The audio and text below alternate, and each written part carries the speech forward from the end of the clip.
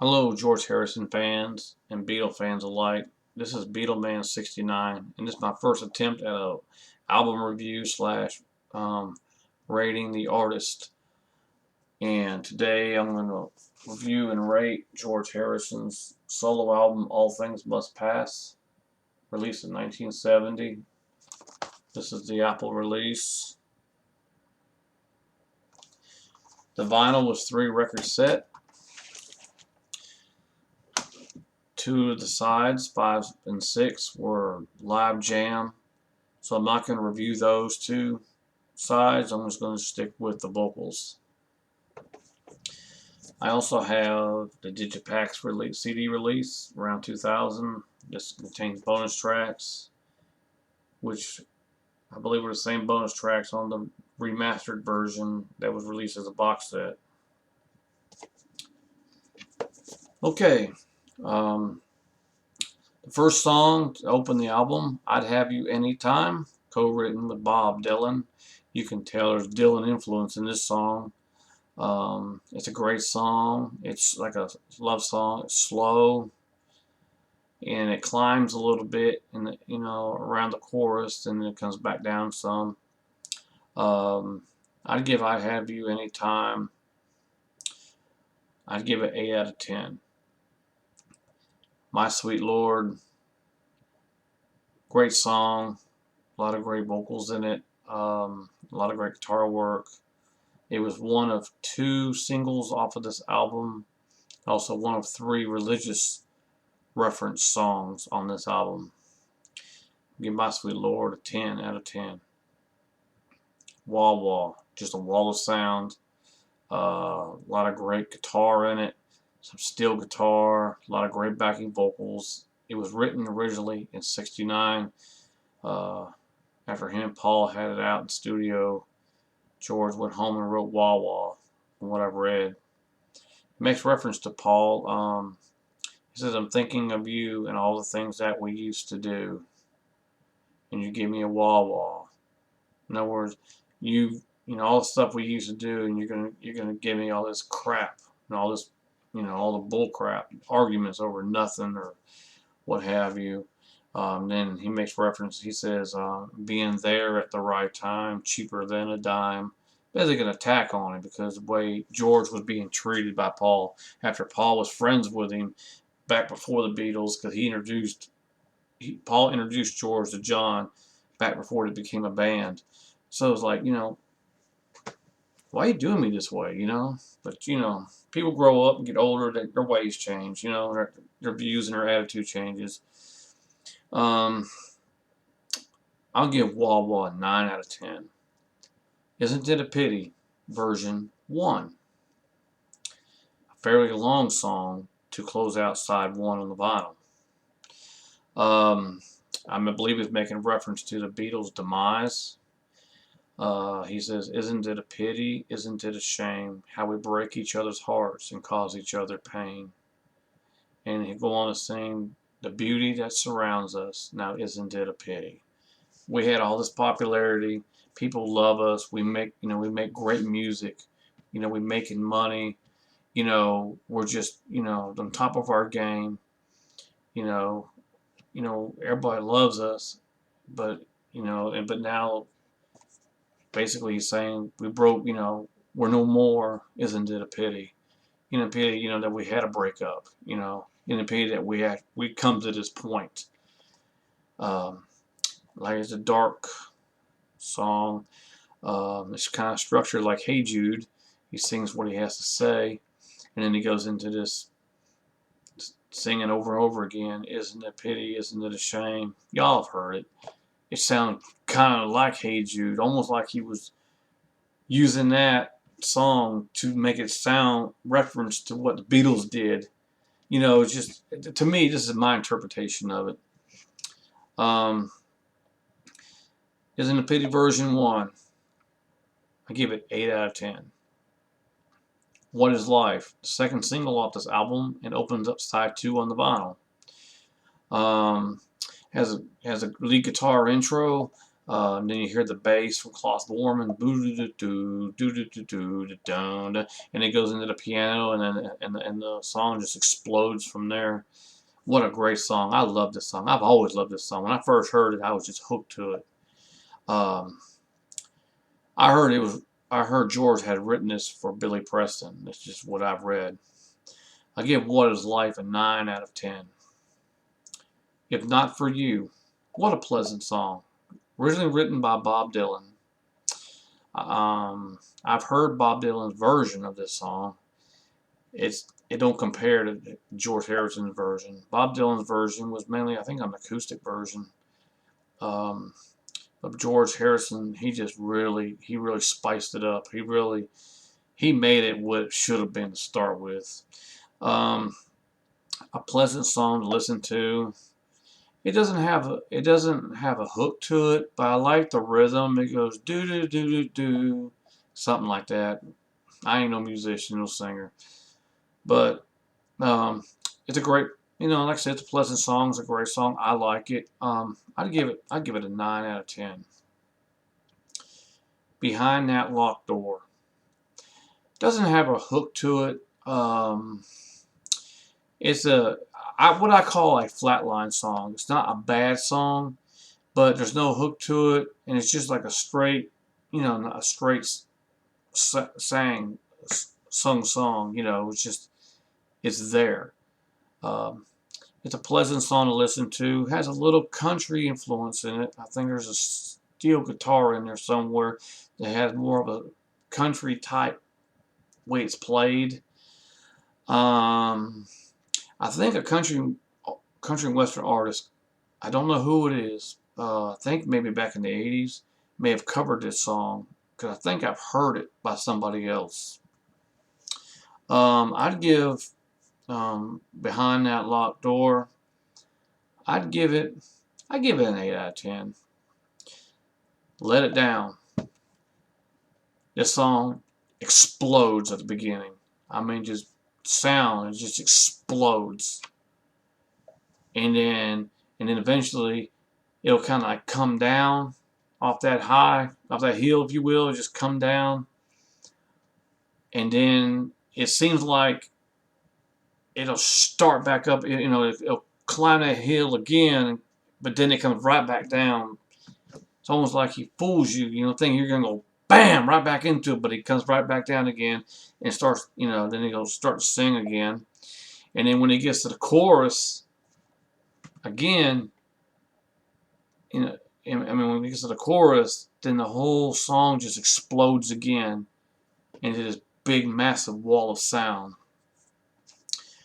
I'd give Let It Down, I'd give it 9 out of 10. Run the Mill, which rounds off side 2 on the vinyl. Exactly it, Run the Mill. Nothing special, no hook to it. Nice little guitar intro. Drums come in, and you got some horns in there. It's just a flat song, if you will. More so than Behind That Locked Door. But it's a good song. I mean, you can't write it off. I'll give Run the Mill, I'd give it 7 out of 10. Beware of Darkness begins side 3 of the vinyl. Basically telling you all the stuff you should be aware of. Beware of Maya, beware of sadness, beware of all this bunch of stuff, really. It's got a nice guitar, and it got a nice guitar intro into it.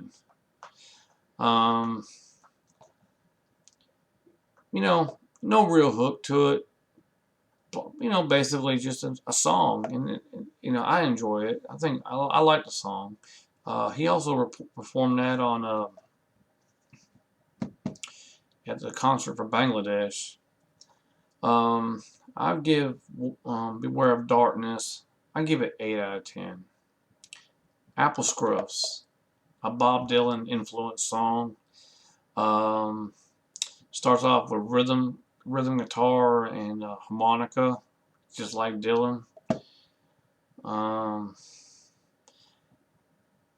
it's okay. I like it. You could tell there's a little Dylan influence into that song. Um, he basically wrote the song for the reference to Apple Scruffs was reference to the female fans that used to hang around at Apple Records back when the Beatles were still together. I guess waiting for some of them to come out or whatever. And so he wrote that basically reference to them. Nice harmonica in it. Um, like I said, it has acoustic guitar, and down towards the end of the song, there's an electric guitar lead that comes in, and then it's almost like he purposely sings out of tune towards the end and during the chorus where he sings, Apple Scruffs, Apple Scruffs, how I love you, how I love you. Then it fades on out. I give Apple Scruffs, I give it 7 out of 10. Uh, Ballad of Sir Frankie Crisp, Let It Roll. I love the song. I like the guitar in it. It's just a pleasant song to listen to. I believe he's wrote the song, well, at least the inspiration for the song, when he bought Friar Park, where he lived. All this stuff he found, I guess, on the property. I'm not really sure about everything, but it's a pleasant song. I like it. I like the guitar work in it. It's almost like it's a reminds you, I don't know, maybe a fairy tale type setting, or I don't know what you want to call it. Anyway, musically it's a pleasant song. I like the lyrics in it. I'd give it 9 out of 10. Awaiting on You All, second religious song on the album. Musically, it explodes at the beginning, and it kind of keeps you captured. There's no real dull moment in this song. A lot of great instrumentation, great production. At the end, it just stops abruptly with the drum. You hear the drum snare or whatever, just bam, and that's the end of the song.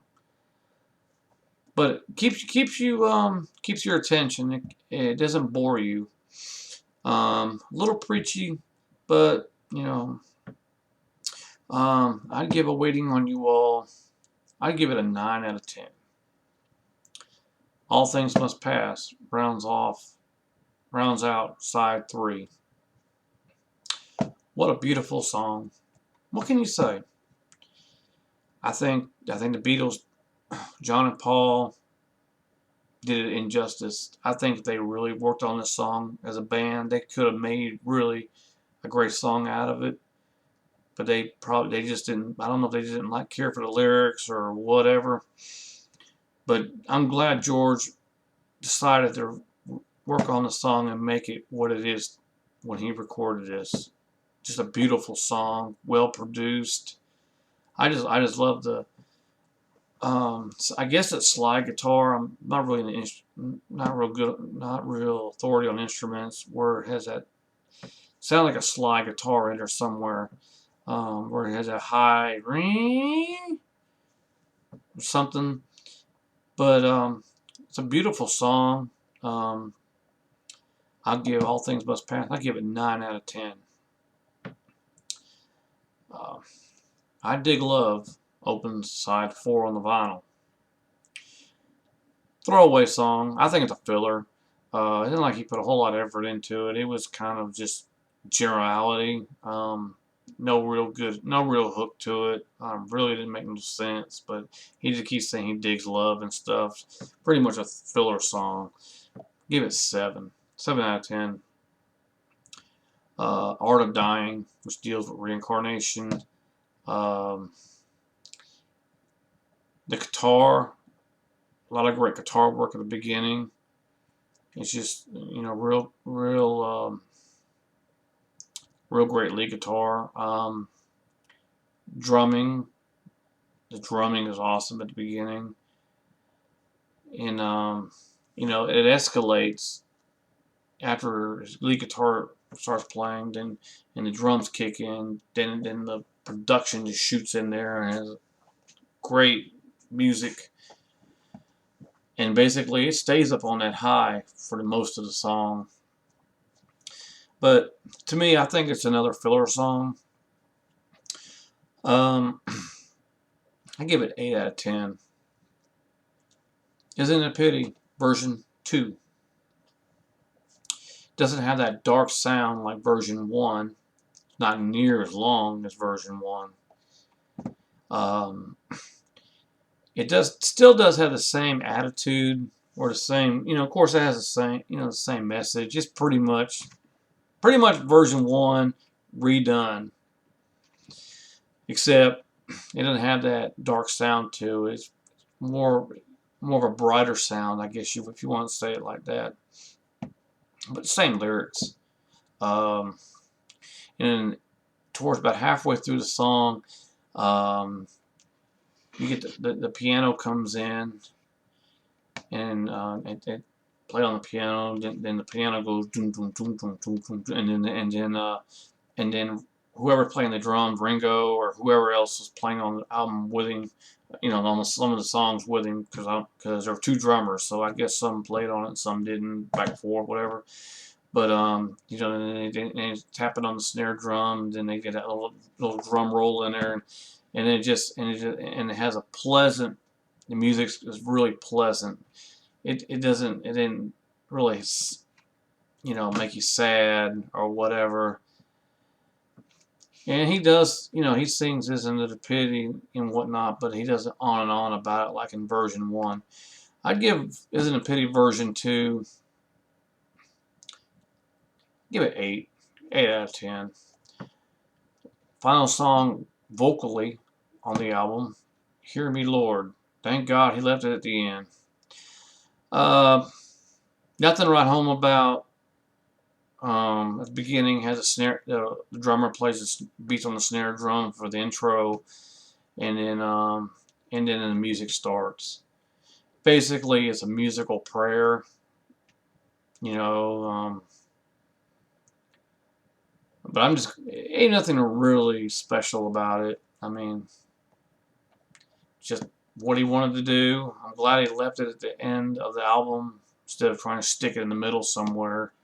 You know, try to get over that, to move on. You know, I ain't got really a whole lot to say about it. You know, I give Hear Me Lord. I give it 7. I give it 7 out of 10. Well, that's it. As far as his songs vocally. I'm not, like I said, I'm not going to review the instrumentation on 5 and 6 because there's really nothing to talk about. It's just music, you know. So there's really nothing to say about it.